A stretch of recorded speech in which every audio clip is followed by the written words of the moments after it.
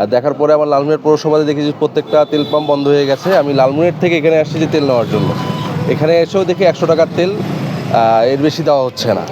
আর খোলা বাজারে দেখা যাচ্ছে তেল পাওয়া যাচ্ছে, বাট তেলের দামটা একটু বেশি। তেলের খোলা বাজারে তেলের রেটটা বেশি, আর পাম্পে পর্যাপ্ত পরিমাণ তেল না থাকে অনেক সিরিয়াল ধরতে হচ্ছে আমাদের।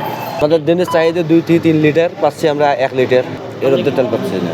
আমরা তেল এখন থেকে পাইতেছি না, মানে আগে পাইছিলাম 200 টাকা 300 টাকা করে, এখন আজকে শুধু 100 টাকা করে তেল পাইতেছি।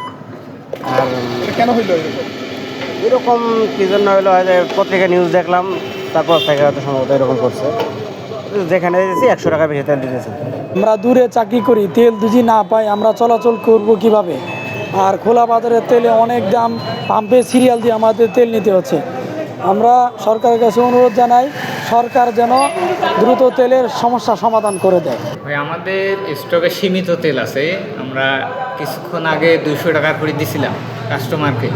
এখন যেভাবে লাইন লাগছে, এখন 100 টাকা করে দিচ্ছি আমরা। এই ভিড়ে বেশিক্ষণ মনে হয় আমরা দিতে পারবো না তেল, আর কিছুক্ষণের মধ্যে হয়তো আমাদের ড্রাই হবে আর কি তেল।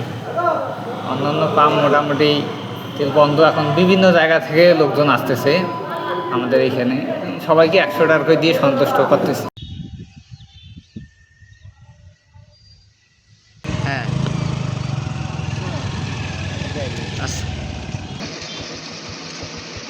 মানে এটা আমার